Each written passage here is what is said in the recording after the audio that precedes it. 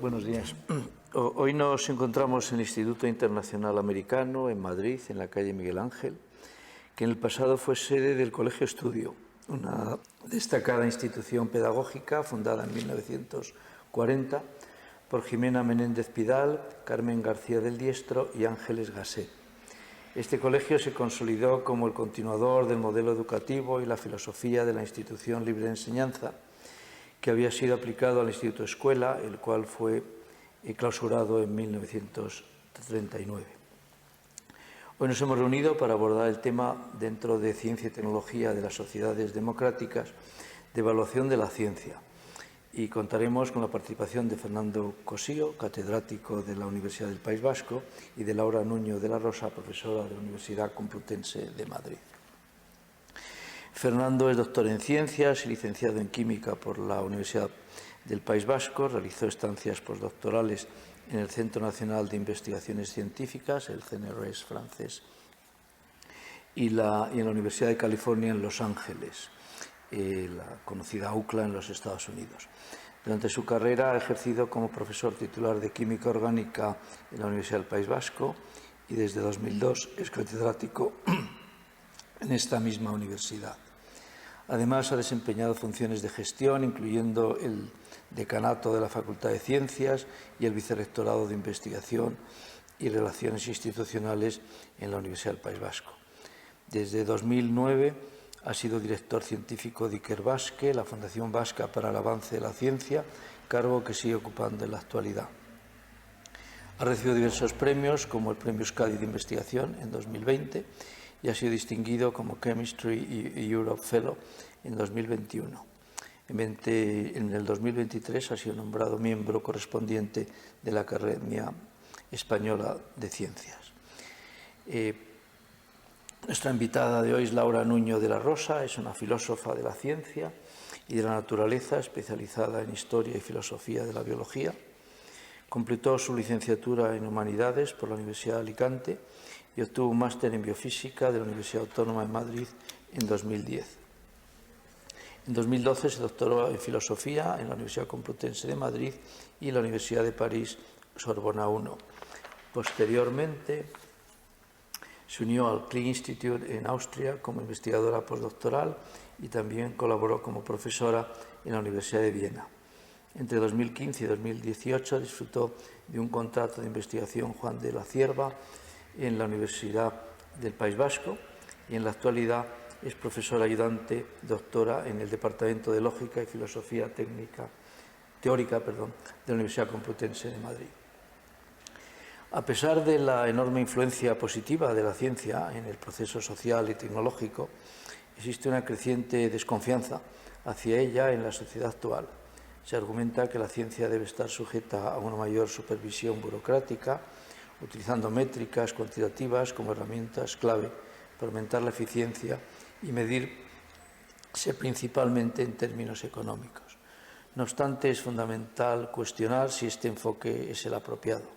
¿Debería la ciencia limitarse a impulsar el crecimiento económico o combinarse con otros objetivos como el desarrollo sostenible? La evaluación basada en la economización y comercialización de la ciencia ha tenido resultados contraproducentes. Quizás sea necesario reconsiderar la política científica para garantizar su productividad continua y su contribución a la innovación social y tecnológica. Para hablar de este tema, como ya he dicho, hoy los invitados son Fernando y Laura. Fernando, ¿podrías empezar tú, darnos tu opinión sobre la situación actual de la evaluación científica? Sí, pues por ceñirme un poquito al orden mencionado por nuestro moderador, el profesor Mato, respecto a la desconfianza en torno a la ciencia, yo diría que en los últimos años ha adquirido varias vertientes. Frente a la tradicional desconfianza hacia la ciencia o la cientofobia o la tecnofobia, más o menos difusa, ahora ha devenido en un movimiento ya más organizado políticamente. Esto lo hemos visto en la pandemia COVID-19 y también financiada. Es una actitud anticientífica y antitecnológica políticamente apoyada y financiada. En ese sentido, pues, digamos, yo diría que el problema se ha agravado. También ha habido otros aspectos más endógenos, si queremos, referentes a las políticas de publicaciones, las revistas depredadoras, las editoriales, digamos, que han roto un poco el molde que se venía siguiendo hasta la fecha. Y también ha habido una polémica, también justificada, en torno a las afiliaciones no realistas de algunos investigadores de cara a mejorar los indicadores bibliométricos de determinadas instituciones, ¿no? Por ejemplo, de universidades en Oriente Medio, por ejemplo, ¿no? Entonces, digamos que esta visión, vamos a decir, negativa de la ciencia y sus resultados va más allá de la cientofobia y tecnofobia tradicionales, ¿no? En cuanto a la cuestión de los criterios de evaluación, sí es verdad que nos debatimos actualmente entre dos extremos, ¿no? Lo que yo llamaría la dictadura bibliométrica, factores de impacto, cuartiles, centiles, terciles, etcétera, y también el subjetivismo total, ¿no? Digamos que entre estos dos extremos pues están empezando a desarrollar criterios interesantes como las métricas alternativas, que van más allá de factores como el índice H, etcétera, y también hay, digamos, por parte de las instituciones una afiliación creciente, un apoyo creciente a movimientos como la Declaración de San Francisco, DORA, a nivel europeo la COARA, el Manifiesto de Leiden, etcétera. O sea que esta crítica a la, digamos, dictadura bibliométrica, bueno, las instituciones han tomado nota de ello y están trabajando, y yo creo que se está, digamos, enfocando el problema de una forma menos rígida que hace, digamos, 5 años o incluso más, ¿no?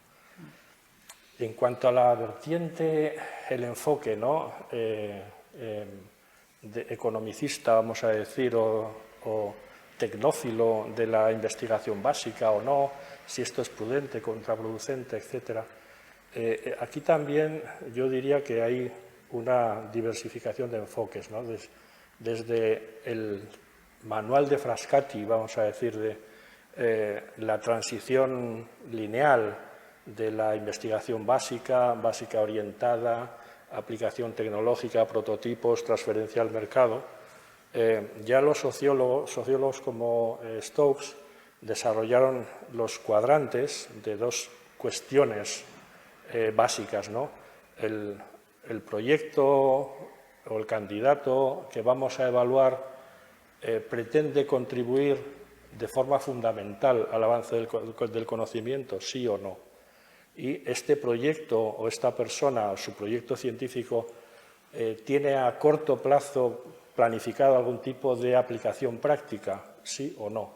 Y en función de eso se definen unos cuadrantes que, si avanzamos el conocimiento pero no tenemos ninguna aplicación práctica inmediata, tenemos lo que Stokes llama el cuadrante Bohr. Si no tenemos una aplicación, una aportación profunda al conocimiento, pero sí una transferencia tecnológica casi inmediata, tenemos lo que él llama el cuadrante Edison. Y si la respuesta es afirmativa a las dos preguntas, es decir, queremos avanzar el conocimiento, pero al mismo tiempo tenemos prevista una aplicación más o menos a corto plazo, estamos en el cuadrante favorito de los evaluadores y de las fundaciones e instituciones, que es el cuadrante Pasteur. ¿De acuerdo? Entonces, podemos encuadrar esta evaluación o esta asignación de los proyectos y las personas por estos cuadrantes, sabiendo que hay transferencias, es decir, cuando se desarrolló la mecánica cuántica o las ecuaciones del spin nuclear, era cuadrante Bohr típico, pero hoy en día la tomografía de emisión de positrones o la imagen por resonancia magnética está basada precisamente en estos avances de la mecánica cuántica, ¿no? Por eso, Sidney Brenner, premio Nobel en 2002, creo, hizo una afirmación muy provocativa, la tengo aquí apuntada, que decía: el progreso en ciencia depende de nuevas tecnologías, de nuevos descubrimientos y de nuevas ideas, probablemente en este orden. Es decir, Brenner provoca diciendo tecnología, descubrimiento, ideas, cuando podríamos pensar que es la secuencia ortodoxa, es la contraria, ¿no? Entonces yo creo que actualmente las instituciones, los organismos, están adquiriendo esta visión multidimensional de la evaluación, teniendo en cuenta, eso sí, que el problema de la medida no solamente afecta a la mecánica cuántica. En los colectivos humanos todos reaccionamos a la medida. Entonces, si, por ejemplo, volviendo a la dictadura de la bibliométrica, si nos dicen que tenemos que tener tantas publicaciones en el cuadrante no sé qué, pues la gente va a ir a por eso y va a dejar de lado cosas que no le aporten, ¿no? Entonces, hay que ser, digamos, flexible. Quizás en este sentido las entrevistas personales desarrolladas, por ejemplo, por la ERC, son una aportación, yo creo que muy interesante, que permiten despejar muchas dudas en ese sentido y adquirir, pues, y permitir una evaluación más global, más que tenga en cuenta las peculiaridades de personas, de áreas, de proyectos, etcétera, ¿no? Entonces, concluyendo, estos problemas que apuntas están siendo considerados por todos, por la comunidad científica y por los organismos y agencias de evaluación, y se está tendiendo a una valoración mucho más multidimensional, más poliédrica de todas estas variables que he apuntado brevemente. Gracias, Fernando. Laura, ¿cuál es tu opinión? Bueno, pues yo, por complementar esta visión con una perspectiva más desde la historia y la filosofía de la ciencia, creo que es importante situarnos en de dónde viene esta revisión de la necesidad de reevaluar los criterios de evaluación de la ciencia, ¿no? En realidad yo creo que, bueno, nos podemos remontar mucho más atrás en el tiempo, pero yo creo que sería suficiente con retrotraernos a la Segunda Guerra Mundial. Después de la Segunda Guerra Mundial, yo creo que todo el mundo habrá visto la película de Oppenheimer, ¿no? Ahí, con la fundación de la National Science Foundation, que es la fundación americana nacional para el estudio de la ciencia, se impuso en los años 60 una visión de la ciencia no dirigida. Es decir, que desde esta perspectiva los únicos agentes que tenían que evaluar la ciencia eran los propios científicos, ¿vale? No debería estar dirigida la ciencia por otros intereses que por la búsqueda de la verdad y por los métodos que los científicos y científicas eligieran para determinar, ¿no?, para encontrar la verdad y alcanzar sus conclusiones. Esta imagen de la ciencia entra en crisis rápidamente, como decía, a partir de los años 60, pero sobre todo ya en los años 90, cuando diversos estudios, bueno, múltiples estudios, demuestran que efectivamente la ciencia es una actividad profundamente social y que los científicos no son seres angelicales y neutros, ¿no?, que están, digamos, desprovistos de intereses y de valores, ¿no? Y hay varios estudios, por ejemplo, Helen Longino, que es una filósofa de la ciencia, publicó un libro que tuvo mucho impacto sobre el papel de los sesgos de género en el estudio de la influencia de las hormonas en el comportamiento sexual en roedores. Philip Kitcher, que es otro filósofo de la ciencia, publicó otro libro muy bonito que se llama Las vidas por venir, donde demostraba la influencia de valores políticos en el desarrollo del programa del genoma humano, el proyecto Genoma Humano. Y bueno, hay una toma de conciencia sobre la necesaria influencia de los valores en ciencia, y no solo eso, sino también sobre cómo la ciencia como práctica social, como comunidad científica, obviamente está atravesada por la sociedad política y económica en la que se desarrolla, y que, por lo tanto, la propia estructura de la ciencia, ya no los valores subjetivos individuales de los científicos, sino la propia estructura organizativa de la ciencia, reproduce la forma organizativa de nuestra sociedad, en este caso del capitalismo global actual, ¿no? Entonces, otro filósofo, Bruno Latour, por ejemplo, insistió mucho en que la ciencia no era una comunidad de científicos independientes, ¿no?, sino una red de actores donde los actores no solo eran personas guiadas por intereses neutrales, ¿no?, epistémicos, sino donde también participaban agentes empresariales, industriales, políticos, ¿no?, que eran parte también de la ciencia, no eran agentes que trataban de influir de forma externa a esa comunidad, ¿no?, que se guiaba por principios epistémicos, sino que realmente eran parte constitutiva de la propia comunidad científica, ¿no? Entonces, bueno, ante esta constatación, ¿no?, de la realidad social de la ciencia y de la influencia de los valores, empieza a desarrollarse una perspectiva crítica de la ciencia, tanto en la filosofía como en la propia comunidad de científicos. Y la pregunta es, entonces, ¿qué hacer, ¿no? Dado que no pueden eliminarse los valores en ciencia y que la estructura de las prácticas científicas está atravesada por la sociedad política que habita, ¿qué hacer, ¿no? Y ahí empiezan a aparecer proyectos sobre cómo crear una ciencia socialmente responsable, ¿no? Y qué significa eso y qué tipo de ciencia, a qué tipo de ciencia deberíamos aspirar a tener en nuestra sociedad democrática. Y ahí es donde entra efectivamente el problema de los valores, de la evaluación de la ciencia, que yo creo que pueden distinguirse, que han aparecido en las dos intervenciones previas, dos grandes dimensiones, ¿no?, sobre cómo evaluar la ciencia. En primer lugar, cómo evaluar las propias líneas de investigación, es decir, cómo decidir lo que investigamos, ¿no? Si esa es una decisión que no pueden tomar los propios científicos dentro de cada área, ¿no?, puesto que pues, un físico teórico querrá investigar, tendrá intereses muy distintos sobre qué es lo prioritario, ¿no?, que debemos investigar de los que tiene un genetista, ¿no? Entonces, ¿cómo decidir entre esos dos criterios cuando proceden de comunidades científicas distintas? Parece que ahí los criterios de decisión tienen que ser políticos, es decir, tiene que haber una decisión sobre qué líneas de investigación son prioritarias en la sociedad actual. ¿Es más prioritario, por ejemplo, explorar el espacio? ¿O debería ser más prioritario resolver los problemas arrojados por el cambio climático, ¿no? ¿Cómo decidir entre qué es más urgente? ¿Debemos renunciar a un proyecto de investigación o aplazarlo en el tiempo para resolver otros que son socialmente más urgentes? ¿O todos deben convivir? ¿En qué porcentaje, no? Ahí, por lo tanto, es una cuestión sobre qué investigar, pero también se abre la cuestión sobre quién decide qué investigar. ¿Esa decisión ha de pertenecer a los Estados o ha de pertenecer a comités de expertos? ¿O en esas decisiones también tiene que estar representada de alguna manera la ciudadanía, ¿no? ¿Quién decide qué se investiga cuando esa decisión es política y no solo científica?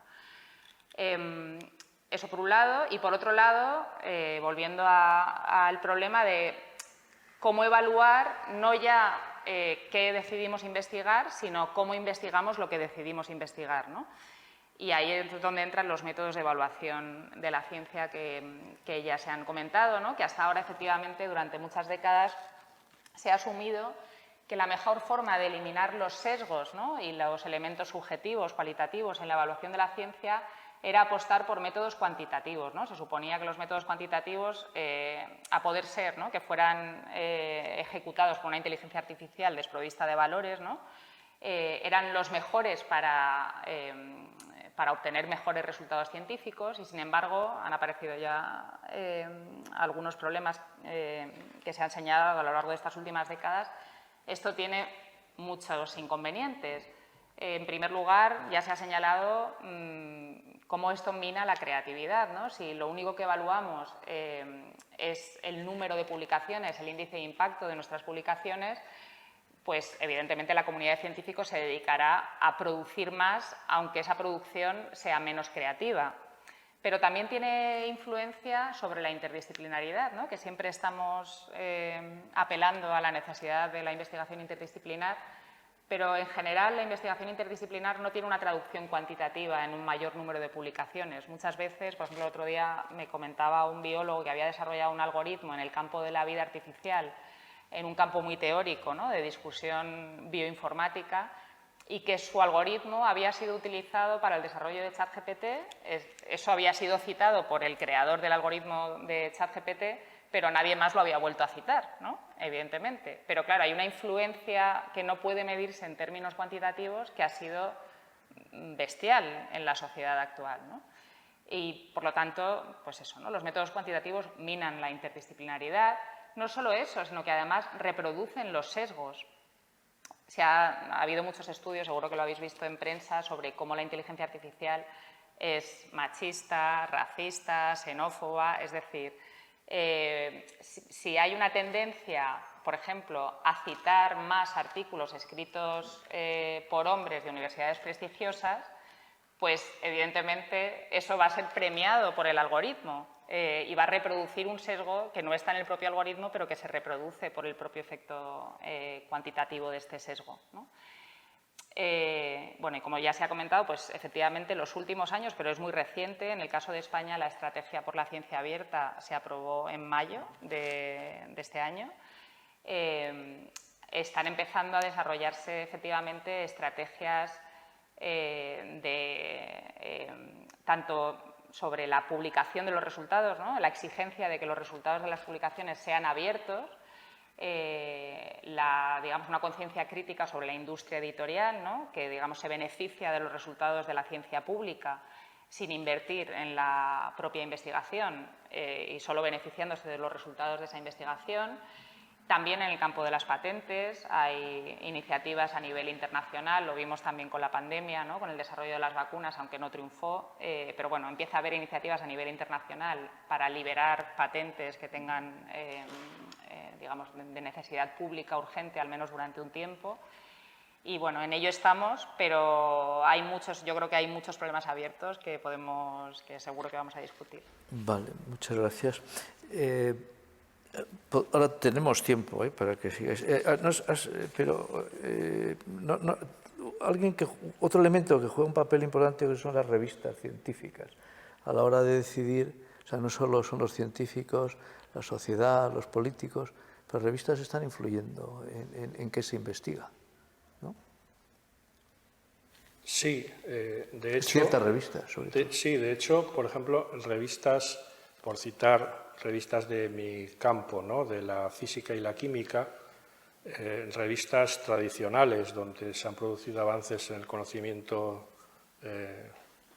enormes, en los avances y la promoción de alguna forma de ciencias más recientes como nanotecnología, etcétera, pues han provocado que estas revistas, entre comillas, tradicionales, una publicación científica nunca puede ser tradicional porque siempre está trabajando con cosas nuevas, ¿no?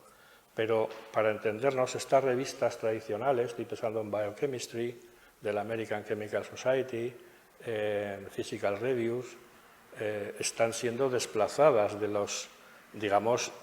las primeras posiciones en estos márgenes, ¿no? Y, como he dicho antes, el sistema reacciona a la medida, pues los científicos también reaccionan ante esto. Y entonces, si pueden publicar en Nanoletters en lugar del Journal of Physical Chemistry, pues lo harán, ¿no? Eso es un círculo, una especie de amplificación, un efecto Mateo bibliométrico, ¿no?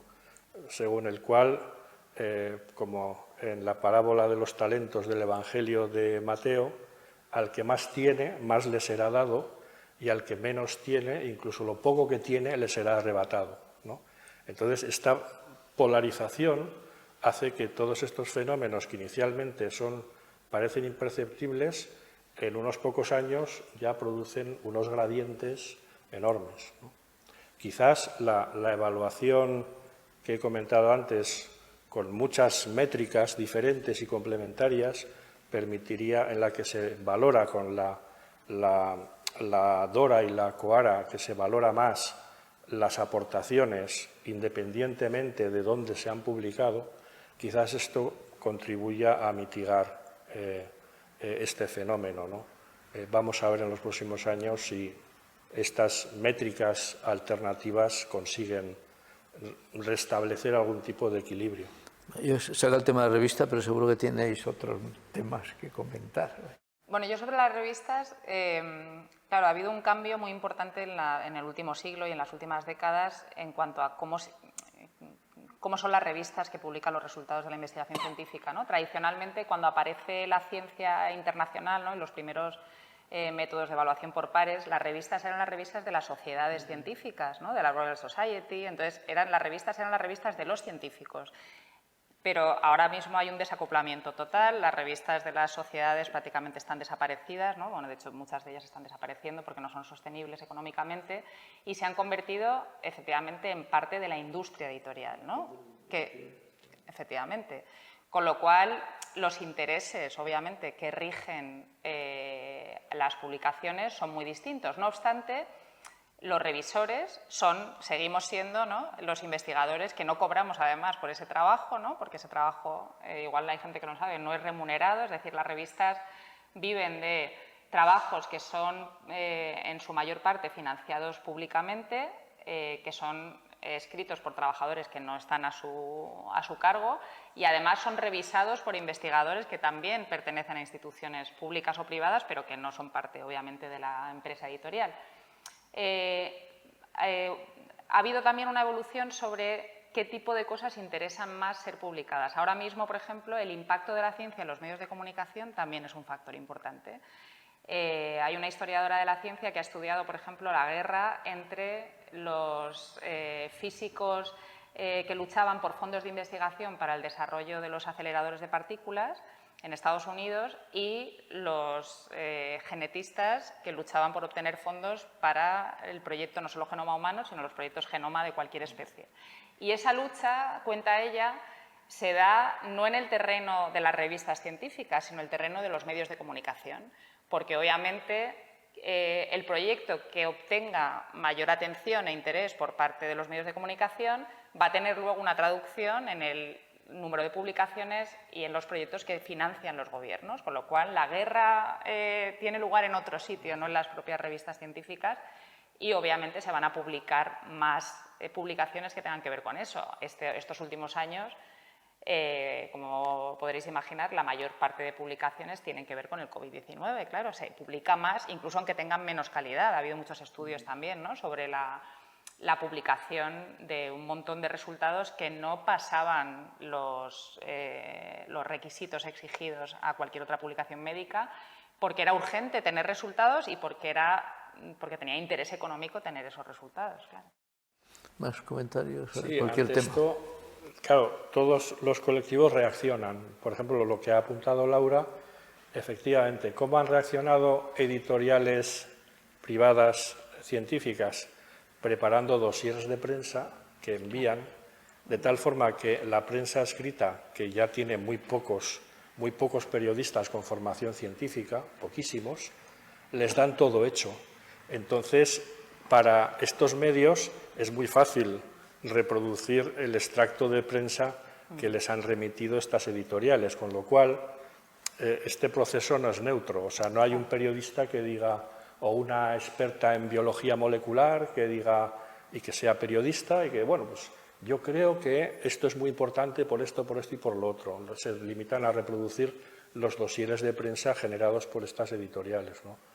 Y eso, pues no sé, en estos tiempos en los que la prensa escrita tradicional pues tiene serios problemas de viabilidad, pues probablemente esto se va a agravar. Sí es más interesante, por ejemplo, organizaciones como la Royal Society que has mencionado, la American Chemical Society, lo mismo en física. Y luego también hay un fenómeno interesante, que es una cosa híbrida que se ha hecho en Europa, que es que las revistas que editaban las sociedades europeas, de diversos países europeos se han fusionado en un consorcio que lo gestiona una editorial privada, ¿no? Y entonces estas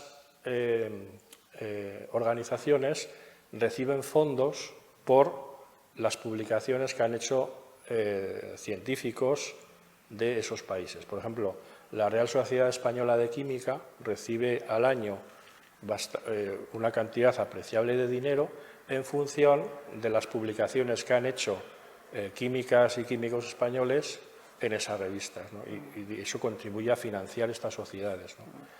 Y otro fenómeno también muy interesante son los archives, que se dan en biología, en física, en química, en los que uno sube en estas organizaciones, sube a la página web, al repositorio correspondiente, para que sea sometido a evaluación pública en la red y matizada la publicación, etcétera, y luego ya se envía a una publicación, vamos a decir, más estándar, ¿no?, por así decir. Y esto también hace que muchas editoriales tengan que tener cuidado con esto, porque la primacía, la rapidez, estos repositorios de archives están también dando mucho juego, ¿no? O sea que todo el mundo se mueve ante esta situación tan compleja que apuntas y, bueno, vamos a ver en qué, cuando repose todo el asunto, vamos a ver cómo queda configurado el mapa científico y el mapa de las publicaciones. Luego, además, en la última década, sobre todo, ha aumentado el número de científicos, con la incorporación de China a la comunidad científica y el crecimiento en la India. Entonces, ahora hay un volumen de conocimiento que no esperábamos que se produjese simplemente hace 10 años.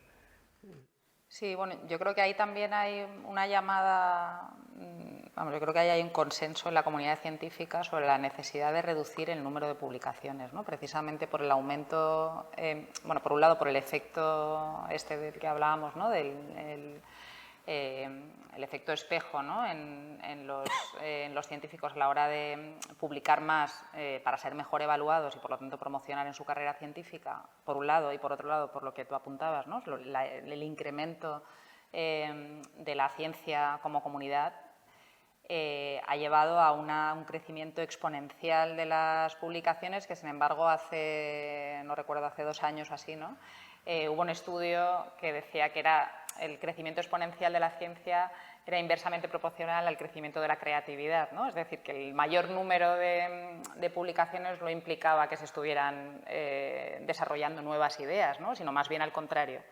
Y es verdad que hay una llamada internacional a la necesidad de reducir el número precisamente para aumentar la calidad, ¿no? Y cómo hacer eso, cómo evaluar, ¿no?, si no es en términos cuantitativos, los resultados de la ciencia, efectivamente es muy complicado y no queda otra que introducir instrumentos de evaluación cualitativa que tampoco dejan de tener sus peligros, evidentemente, porque en cuanto introduces, por ejemplo, las entrevistas, ¿no?, en la elección de un candidato a una plaza en la universidad, por ejemplo, pues va a depender mucho de la composición del tribunal, ¿no?, y que se sienta más o menos apelado por las líneas de investigación del candidato o la candidata. Es decir, que hay una tensión que yo desde luego no tengo resuelta, ¿no?, y he tenido buenas y malas experiencias en ese sentido cuando introduces los criterios cualitativos de evaluación, ¿no?, o cómo introducir, por ejemplo, el impacto social de la investigación, ¿no?, no solo el impacto académico, sino también el impacto social, porque puede haber una investigación que no sea muy novedosa y no sea muy citada en el entorno académico y que, sin embargo, tenga una traducción en la divulgación, por ejemplo, de un proyecto de investigación en la sociedad que se tiene que poder evaluar de alguna manera, ¿no? Y eso cada vez se está incluyendo más, ¿no?, en los informes, en los proyectos de investigación, por ejemplo, para ser financiados, pero la evaluación sigue siendo, digamos, los parámetros con los que se evalúa siguen estando muy poco definidos, ¿no? Y, bueno, tenemos que avanzar en eso también, pero... Hay que tener en cuenta que la gestión de la investigación, la evaluación, la asignación de recursos, por la propia naturaleza de la investigación, está asociada a la incertidumbre. Porque si proponemos algo y somos honestos, no sabemos lo que va a suceder. Entonces, necesariamente gestionar, evaluar la investigación es gestionar la incertidumbre. Y no sabemos a dónde nos va a llevar una determinada línea de investigación. Porque si lo supiéramos ya no sería investigación, sería un dictamen, un informe, pero no sería investigación, ¿no? Entonces, yo creo que esto genera un estrés muy importante tanto en los científicos como en los evaluadores. Yo he estado en comisiones de selección, Juan de la Cierva, Ramón y Cajal, etcétera, y puedo asegurar, al menos en mi campo, el de la química, que la gente lo pasaba muy mal, porque esta incertidumbre era bastante devastadora después de una semana de trabajo, ¿no? Y lo mismo pasa con los científicos. Tanto es así que desde mi experiencia cada vez veo más similitudes entre la creatividad científica y la creatividad artística. Estas tensiones de los artistas, los músicos, incluso pulsiones autodestructivas, también se dan en la ciencia, ¿no? Entonces, toda esta gestión de la incertidumbre tanto genera mucha tensión, tanto en las personas que evalúan como en las personas que investigan. Y también yo creo que en esto debemos ser cuidadosos, sobre todo a la hora de dar las malas noticias. Yo cuando escribíamos los informes les decía, tened en cuenta que en la mayoría de los casos vais a dar una mala noticia, así que tened mucho cuidado, ¿no? Y esto creo que debe prestarse más atención. ¿Comentario por cada uno de vosotros? Sí, bueno, la verdad es que sobre el tema de la incertidumbre creo que es fundamental, ¿no? Y que de hecho creo que es fundamental también en esa generación de escepticismo ante la ciencia, ¿no? Que no hay una conciencia ciudadana precisamente del rol de la probabilidad y la incertidumbre en la ciencia. Y la ciudadanía sigue aspirando a que la ciencia es una actividad que ofrece verdades deterministas, ¿no? Y que cuando la ciencia se equivoca es porque han influido otros intereses, en realidad nos estaban mintiendo, ¿no? Entonces no hay una educación en la ciudadanía sobre el método científico, donde ahora en cualquier disciplina hoy los modelos probabilísticos son el modelo, ¿no? Ya digamos, esa asociación clásica de la ciencia al determinismo hace mucho que se ha abandonado, pero socialmente eso no se ha traducido, ¿no? Y de hecho, sobre eso también, desde una perspectiva más política, también es importante, ¿no? Porque, de nuevo volviendo a Philip Kitcher, él habla de que la ciencia ofrece no solo verdades, sino que las verdades son también significativas, es decir, que algunas verdades son socialmente más urgentes, ¿no? O más significativas que otras. Y eso en el caso, por ejemplo, de los modelos del cambio climático creo que se ilustra muy bien, ¿no? Porque obviamente lo que sabemos sobre el futuro de nuestro clima viene dado por modelos informáticos, por simulaciones, ¿no? No podemos reproducir el clima, digamos, físicamente, ¿no? Que vamos a tener dentro de 50 o 100 años. Con lo cual, tenemos muchos modelos, todos ellos convergen, ¿no? Sabemos que todos ellos convergen en que el cambio climático está sucediendo y se va a acentuar, pero obviamente hay diferencias en los modelos sobre la velocidad a la que se va a producir ese proceso, ¿no? Entonces, ahí también, digamos, a la hora de evaluar un proyecto u otro, ¿no? Que esté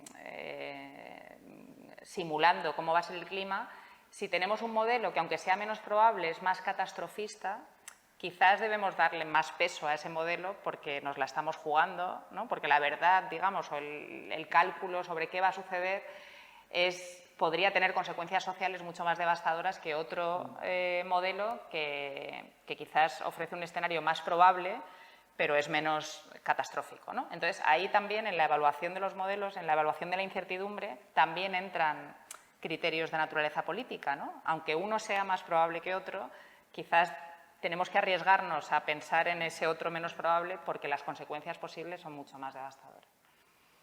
¿Algún comentario más? Sí, efectivamente. Se habla mucho del principio de precaución, que es el sentido que apuntas, y también hay otros que dicen que hay que aplicar el principio de precaución al principio de precaución, porque a veces las consecuencias de un abuso de este principio pueden ser también muy devastadoras, ¿no?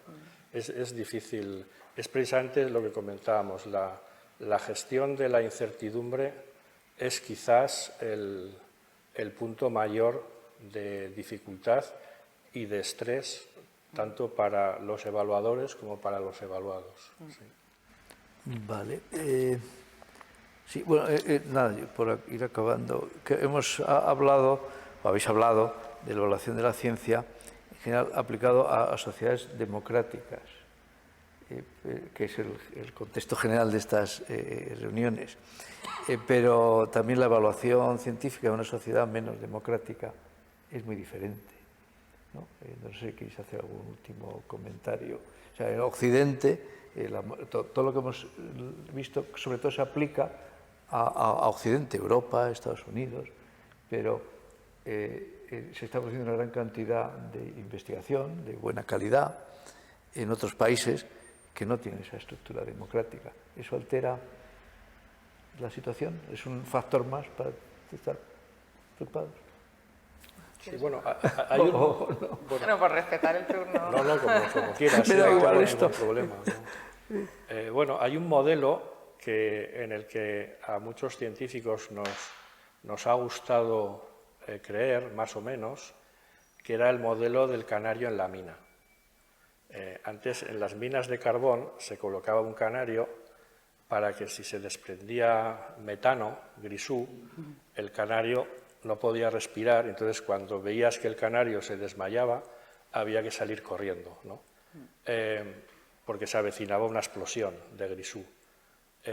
Hay quien dice que la ciencia es el canario en la mina de un sistema social y que los verdaderos avances disruptivos de la ciencia son incompatibles con sociedades no democráticas. Hay un libro de la libertad de la ciencia que dice que las sociedades democráticas liberales, como el Reino Unido, por citar un paradigma, lo fueron porque la ciencia promovió esa democratización y es un círculo vicioso que se alimenta, ¿no?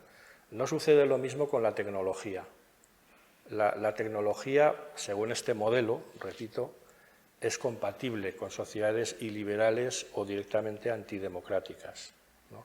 Tú puedes, por ejemplo, en un régimen soviético, puedes desarrollar cohetes con los problemas que también conlleva, porque también lo pasaron bastante mal, pero puedes hacer avances tecnológicos o los misiles balísticos, las V2, bajo el régimen nazi, pero la biología, en el caso de Lysenko, por ejemplo, era incompatible con el avance científico genuino, ¿no? Hasta ahora, en general, cabe decir que ha sido así. Vamos a ver ahora qué sucede. Bueno, yo tengo muchas dudas con eso, que yo creo que en realidad el nacimiento de la ciencia moderna no está asociado al nacimiento de las democracias porque lo podemos remontar, yo lo remontaría al primer observatorio, al observatorio de Tycho Brahe en Praga, ¿no? El primer que estaba al servicio de un proyecto imperial, ¿no? Observar las estrellas, ¿por qué hacía falta observar las estrellas y sería como el primer proyecto Manhattan, ¿no? Allí trabajaban 200 matemáticos y astrónomos observando la posición, midiendo la posición de las estrellas, la posición de los planetas. ¿Para qué? Pues obviamente para poder navegar y conquistar el mundo, ¿no?